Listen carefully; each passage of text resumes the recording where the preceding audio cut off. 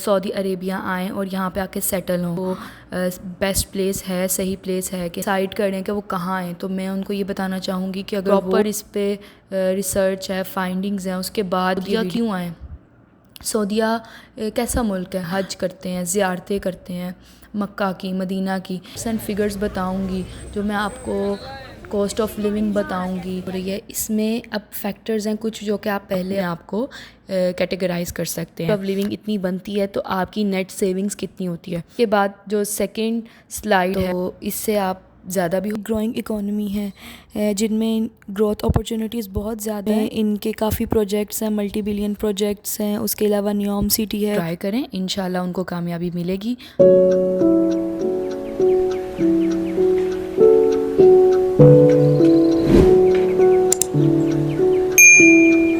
अस्सलामुअलैकुम, कैसे हैं आप सब। उम्मीद करती हूँ आप सब खैरियत से होंगे। Welcome back to my channel. तो आज की वीडियो उन सब लोगों के लिए बहुत ही इम्पॉर्टेंट है और बहुत ही स्पेशल है जो कि चाहते हैं कि वो सऊदी अरेबिया आएँ और यहाँ पे आके सेटल हों, और उनको समझ नहीं आ रही कि वो किस तरीके से ये देखें कि उनके लिए सऊदी अरेबिया जो है वो बेस्ट प्लेस है, सही प्लेस है कि नहीं।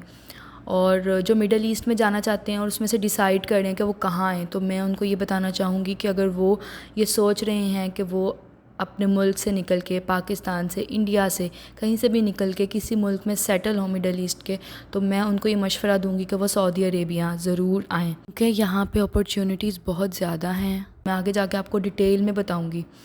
और वीडियो को आगाज़ करने से पहले मैं आपको ये भी बताना चाहूँगी कि ये वीडियो का जितना भी डाटा, जितनी भी रिसर्च है और जितनी भी आपको स्लाइड्स नज़र आएंगी, वो मेरे हस्बैंड ने बनाई है।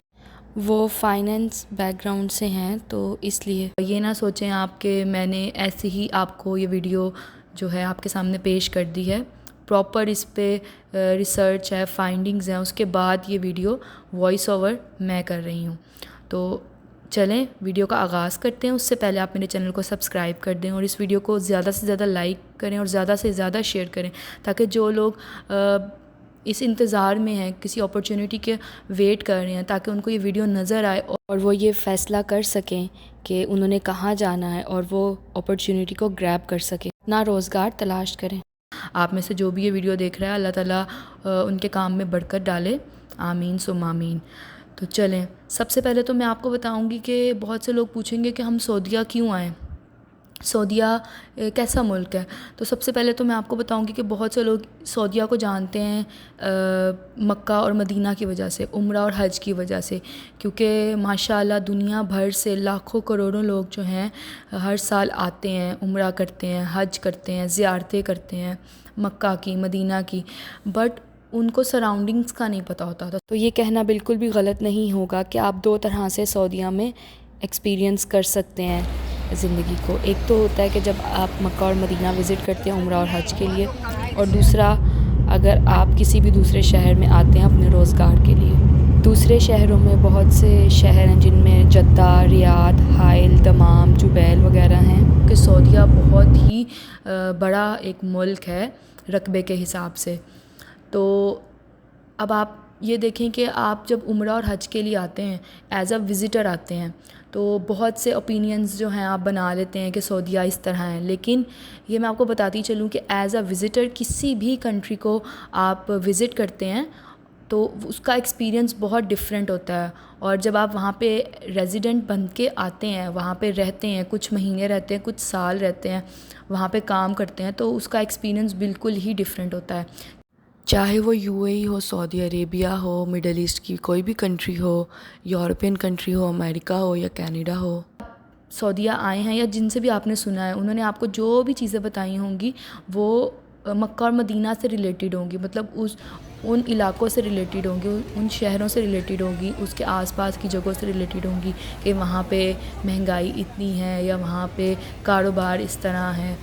तो जो मैं आपको ये फैक्ट्स एंड फिगर्स बताऊंगी, जो मैं आपको कॉस्ट ऑफ लिविंग बताऊंगी कि कितनी आपकी पर मंथ जो है वो कॉस्ट ऑफ लिविंग बन जाती है, फिर कितना आप सेव कर सकते हैं, तो वो मेनली जद्दा से रिलेटेड होगी। उसी को आप ऊपर नीचे करके रियाद में भी जो है वो कर सकते हैं, क्योंकि रियाद में थोड़ा सा उससे ऊपर होगा, मैं जो आपको फैक्ट्स एंड फिगर्स बताऊंगी और कॉस्ट ऑफ लिविंग बताऊंगी वो एक एवरेज होगी, जो कि जद्दा की होगी, तो आप उसमें प्लस माइनस कर सकते हैं किसी भी सिटी के हवाले से। सबसे पहले जो है मैं आपको बारी बारी जो स्लाइड्स दिखाऊंगी, आप चाहें तो उसका स्क्रीनशॉट भी ले सकते हैं। तो चलें अपनी वीडियो का आगाज़ करते हैं। सबसे पहले मैं आपको बताऊंगी कि अगर यहाँ पे कोई सिंगल पर्सन आके रहना चाहता है और वो चाहता है कि वो स्टार्टिंग में ख़ुद आए और अपनी फैमिली को ना लाए, थोड़ा सा सेटल हो जाए, तो सबसे पहले मैं आपको दिखाऊंगी कि अगर एक सिंगल पर्सन आता है और उसका भी बताऊंगी कि उसकी मंथली इनकम कितनी हो, तो उसकी कितनी cost of living per month बन सकती है और नेट सेविंग्स कितनी उसकी हो सकती हैं। चले जी, सबसे पहले हम लोगों ने जो ये स्लाइड यहाँ पे आपको शो हो रही है, इसमें अब फैक्टर्स हैं कुछ जो कि आप पहले अपने जहन में रख लें कि ये जो स्लाइड बनाई हुई है इसमें 3 कॉलम्स बने हुए हैं, low spending, moderate spending, high spending. तो ये जो सब इसमें अकोमोडेशन, रेंट, यूटिलिटीज़, मील्स और वीकली आउटिंग है, ये मेन चीज़ें हैं। और यहाँ पे ग्रोसरी इसलिए ऐड नहीं है क्योंकि ये सिंगल पर्सन है, और यहाँ पे ऐसे ही होता है कि जो सिंगल पर्सन होते हैं वो प्रेफर यही करते हैं कि वो बाहर से खाना खा लें, इसलिए मील्स की ऑप्शन यहाँ पे है और ग्रोसरी की ऑप्शन नहीं है। और ज़्यादातर इस तरह भी होता है कि ज़ाहिर है सुबह से शाम तक अगर आप या तो कोई बिज़नेस कर रहे हैं या कोई जॉब कर रहे हैं, तो रात में आके बाहर से ही ज़्यादातर लोग खाना खाते हैं। तो और जो स्पेंडिंग की जो 3 ऑप्शंस दी हुई है, ये आपकी स्पेंडिंग हैबिट्स पे डिपेंड करती हैं। कोई लो स्पेंड करता है, कोई मॉडरेट स्पेंड करता है और कोई हाई स्पेंड करता है। ये टोटली आपके ऊपर डिपेंड है कि आप किस तरह से स्पेंड करते हैं, तो आप उसके हिसाब से आप अपने आप को कैटेगराइज़ कर सकते हैं। तो चलें, अगर सबसे पहले तो यहाँ पे अकोमोडेशन है वो 500 से लेके 1000 है मैक्सिमम, वो भी आपकी स्पेंडिंग हैबिट पे और एरिया वाइज डिपेंड करता है। और यहाँ पे मैं आपको बहुत एक मेन बात बताती चलूँ कि यहाँ पे शेयर्ड अकोमोडेशंस का बहुत ज़्यादा एक होता है, यहाँ पे शेयर्ड अकोमोडेशंस बहुत ज़्यादा इन हैं। और उसमें ये होता है कि वो भी area to area and building to building आपकी डिपेंड करती है, for women and for man both. यहाँ पे अकोमोडेशंस आपको मिल जाएंगी शेयर्ड, और उसमें आपको 500 से चार्जेस होंगे 1000, जैसा कि मैंने कहा एरिया के हिसाब से, और 500 से कम भी आपको कहीं मिल जाएंगी अकोमोडेशंस। और वो ज़्यादा जो होता है वो मज़दूर हज़रात हमारे होते हैं, वो इतनी मेहनत करते हैं और वो उस तरह की अकोमोडेशंस ढूंढते हैं, और जिसमें कोई गलत बात भी नहीं है कि आपको मिल रही है तो वाई नॉट। उसके बाद यूटिलिटीज़ में यहाँ पे आपकी आती हैं पानी, बिजली और साथ में गैस। गैस यहाँ पे आपकी सिलेंडर्स के तौर पे होती है, नेचुरल गैस नहीं होती। और जैसा कि मैंने आपको बताया कि ग्रोसरीज़ एज सच नहीं है, तो उनको एज सच गैस की भी इतनी ज़रूरत नहीं होती। उसके बाद जो बिजली और गैस है वो मिनिमम 150 से लेके 400 आएगी, और मील्स में आपकी 600 से लेके 1500 आएगी। देखें, जो 600 बताया हुआ है वो अगर आप 20 रोज़ का आप रखते हैं कि रोज़ का मील आपका 20 है तो 600 आएगी, रोज़ का आप 30 रखते हैं तो 900 आएगी, रोज़ का आप 50 का रखते हैं अपनी स्पेंडिंग के, अपनी चॉइस और अपनी जो उसके हिसाब से, तो आपका 1500 आ जाएगा। और जो वीकली आउटिंग है वो 400 से 1600 आएगी, कि क्योंकि महीने में 4 हफ़्ते होते हैं, तो अगर आपने पूरा वीक काम किया तो वीकेंड्स पे यहाँ पे है कि आप बाहर निकलते हैं।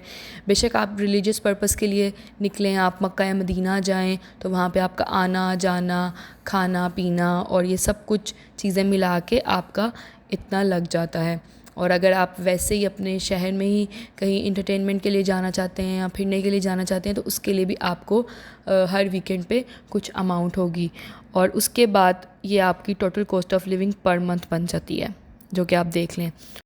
अब अगर आप बिज़नेस कर रहे हैं यहाँ पे आके या आप जॉब कर रहे हैं, तो इन्हीं स्पेंडिंग्स के हिसाब से मैं सिंगल पर्सन के लिए यहाँ पे 3 तरह की स्लाइड्स बनाई हुई हैं, जो कि इनकम के हिसाब से आपको पता चलेगा कि आप कितनी इनकम है, तो ये सब चीज़ें अकोमोडेशन, यूटिलिटीज़, मील्स और वीकली आउटिंग निकाल के जब आपकी कॉस्ट ऑफ लिविंग इतनी बनती है तो आपकी नेट सेविंग्स कितनी होती है।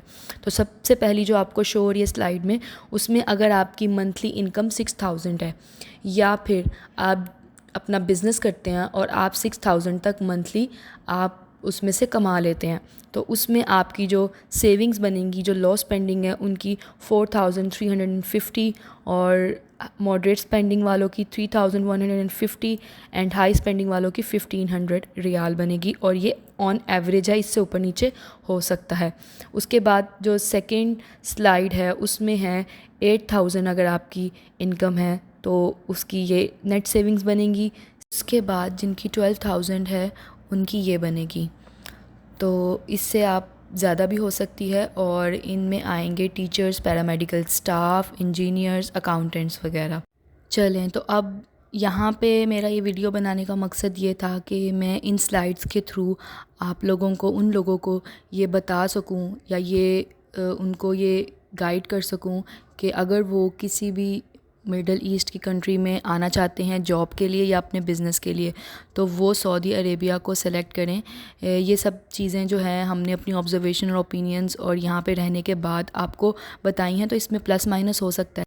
सऊदीया इस वक्त एक ग्रोइंग इकोनॉमी है जिनमें ग्रोथ अपॉर्चुनिटीज़ बहुत ज़्यादा हैं। सऊदीया का जैसे कि आप देख सकते हैं कि विजन 2030 है जिनमें इनके काफ़ी प्रोजेक्ट्स हैं, मल्टी बिलियन प्रोजेक्ट्स हैं। उसके अलावा न्योम सिटी है, उसके अलावा काफ़ी ऐसे प्रोजेक्ट्स हैं जिनकी वजह से जॉब्स और बिज़नेस अपॉर्चुनिटीज़ बहुत ही ज़्यादा हैं। और अब तो 2030 एक्सपो भी सऊदीया को ही मिला है, तो अगर आप में से कोई भी इंटरेस्टेड है तो वो अपनी मुकम्मल रिसर्च कर लें और आने से पहले, और अगर उनको बेहतर लगता है तो वो यहाँ पे आएँ और अपनी लक को ट्राई करें, इंशाल्लाह उनको कामयाबी मिलेगी। तो चलें, अगर आपको मेरी वीडियो पसंद आई तो लाइक और शेयर करें। मिलती हूँ मैं आपको अपनी नेक्स्ट वीडियो में, तब तक के लिए अल्लाह हाफिज़।